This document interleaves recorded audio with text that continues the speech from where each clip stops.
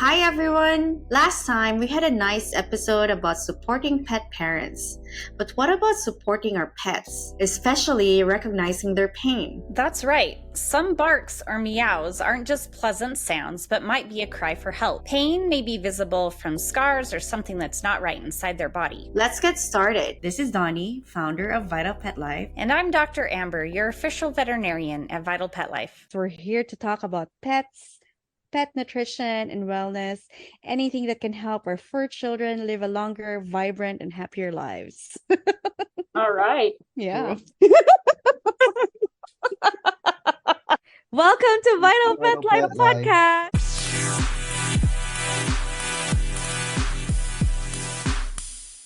So Dr. Amber, how do you identify pet pain? We can go first for cats and then probably with dogs. Can you help us determine? I mean, I'm not a cat parent, but yeah, what are the first few instances that as a pet parent should notice with their cats? Yeah, that's a great question. So we think a lot about severe limping or crying out, but that's pretty obvious. But most of the time, just the nature of dogs and cats, their symptoms are going to be more subtle, the signs that they're showing you at home. So that's what I wanted to focus on today. So for cats, one thing that's pretty common that I think is under-recognized is arthritis in their back and hips. So just like dogs, cats get arthritis in those areas. And, cats especially, I think cats more than dogs are very stoic. They're not going to cry out or anything like that. So it can be harder to recognize in cats. So some of the things to watch for, they'll be reluctant to jump up on, the couch or the bed or the windowsill, wherever they like to sit. They'll be hesitant to go up and down the stairs.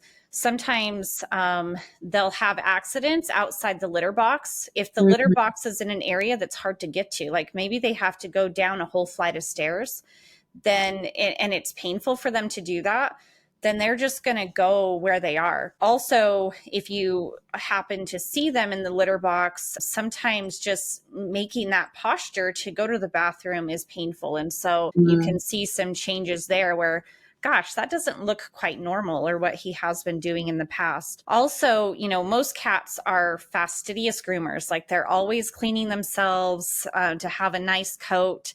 And so if you start to see they're not grooming as much, they're getting matted, they're a little unkempt, then that can even be a sign of pain. Like maybe it's difficult for them to get into those positions to clean themselves. And so they're not doing that as much. And then, some other things that you might see are not eating or drinking as much, maybe sleeping more, just because it hurts to move around. They're just kind of hunkering down where they are. So for dogs, you can see some of those same signs, but, sometimes hunched over, if they have some belly pain or some back pain. Dogs might become grumpier or more standoffish or aggressive because they're just trying to protect themselves. They're like, I'm in pain. And so you can actually see some changes to their personality because they're painful. So also one thing that's pretty common if they have arthritis is if they've been sleeping overnight or for a long period of time during the day and they stand up, they're just really stiff and it takes them a minute. But once they're kind of up and moving around, they seem to be more comfortable. So that's a pretty classic sign of arthritis because as they're not mobile, those joints are stiffening up. And so it takes them a while to stand up. And then once they're moving around, those joints kind of loosen up and they feel more comfortable. So that's something to watch out for. Again, they, might have decreased appetite. They're having accidents because they don't want to move to go to the bathroom where they should.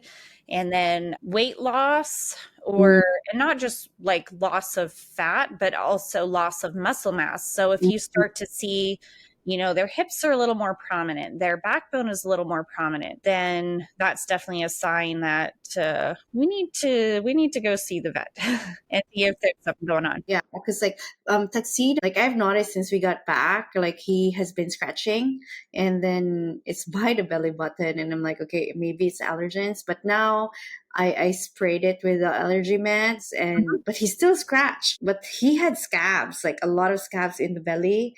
I think Mm. he's been scratching it like probably before. I mean, when we were gone, like anxiety, like he gets really anxious when I'm not Yeah. around him. I assume that could be it, and then I have to groom him. Like I cut his hair, but he still gets like occasional scratching. So, I mean, again, I mentioned that he will have his vet exam coming up. So Yeah. that's something that I am really gonna determine. Right. Yeah. Oh, the other thing I just thought of in dogs especially, I've seen some dogs like lick the area that's painful. So, we see dogs that are itchy in their paws and they'll lick their paws, but I've actually seen some dogs who are painful in their wrists and they'll sit and lick at their wrists. Mm, And you can tell if they've been licking a lot because, especially in the lighter colored dog, but the hair will turn a rusty color because of the yeah, enzymes in their saliva. yeah, And yeah. so if you see, like if the skin looks normal, I mean, because there's a lot of reasons for licking, but if it seems like they're not licking and scratching all over, but there's like a certain area where the skin looks fairly normal, but they're licking, that could be something too. They're just kind of like, ow, this hurts right here. And so they're paying special attention to that area. Mm, yeah, I'm kind of worried because like he's been licking the side area, but I've been trying to see whether it's. I mean, I knew he's got arthritis, and I just don't know if that's a connection or probably maybe the stone in his belly or the. Yeah. Or he's had belly surgery right there too. So, Yeah, yeah, I know. Maybe it's itchy. yeah. I don't know. We'll see. Hopefully, nothing scary. Yeah. Oh my gosh. Next question, the differentiation between your pet being stressed and in pain. So I was thinking about that. Like, if he started doing that because we were gone for a while, Yeah. and then was he anxious or stressed that we were not around? And is he really in pain? Like, I think the only way that my answer to that probably will be go to the vet and have it Yeah. checked. That's kind of my answer too. I mean, we can think about what's the situation in the house. Are the people stressed out? And we had a podcast episode about stress earlier, so refer back to that. But we know that dogs can sense our stress. So, is there a stressful situation going on between the people in the house? Did you get a new puppy? Did another pet recently die? Are there anything you can think of that might be causing stress? So Mhm. that's the first thing that I would think about is just their situation. If there's not really anything obvious that you can think that's changed or would be stressful to them, but there's kind of these just weird vague signs, then I would for sure recommend going to a vet, getting a really good exam, maybe some blood work, which I think I usually recommend every year anyway for pets to have an exam, and it's not a bad idea to do blood work, especially as they get older. And Yeah. so to see if if there is a source of pain, because like we talked about earlier, sometimes I would say more often than not, the signs are really vague. So just to have a professional look at them, do a Yeah. really thorough exam and see if there's anything that they can find a painful area. I'm gonna do that. That's been on my mind since I got back. And yeah, I mean, other than like making sure that redness is like clean and the area is pretty much like something that he can't get into. Yeah. It's just hard because he's very smart. Like he knows how to scratch it, like using his back legs. I'm like, Oh, yeah. because he knows that I'm looking at him all the time. So that too, as a pet parent, like, it's annoying when you're picking too much or like you're always you need to be aware what's going on, like the changes and Yeah. even the scratching, where the area is at the normal scratch that he does. Or yeah, so Tuxedo doesn't like it when I'm checking on him. Like Yeah. he hates it. Yeah. Okay, we have another question here. This question is that what can we do as pet parents to help ease their struggles?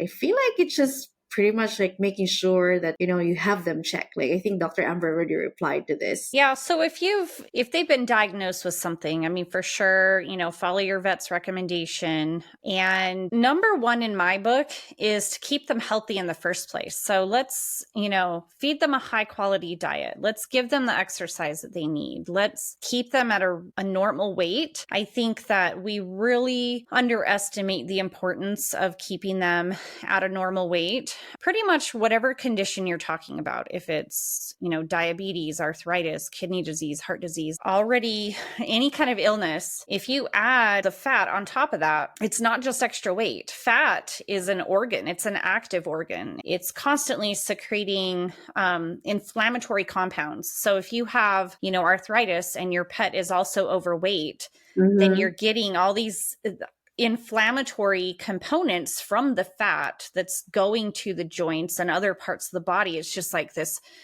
overwhelming inflammation around the body. So super, super important. Good diet, exercise, keeping them at a lean weight. And second, I would say, high quality supplements. So for arthritis, glucosamine and chondroitin, which are two important building blocks of cartilage and joint fluid, fish oil for the omegas, which are powerful natural anti-inflammatories. And if we're doing all of these things, and even before they get sick, we can just improve their quality of life. We can increase their lifespan, their healthy lifespan. That would be my number one, number two things.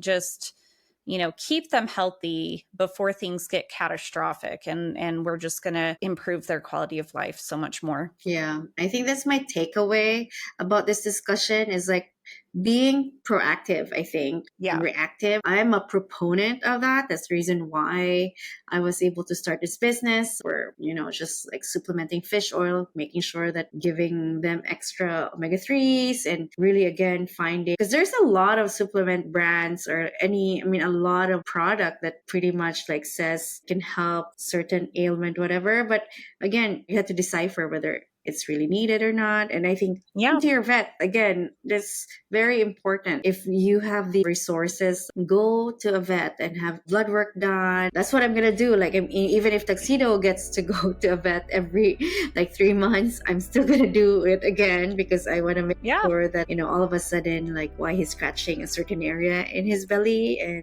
it concerned me. Yeah.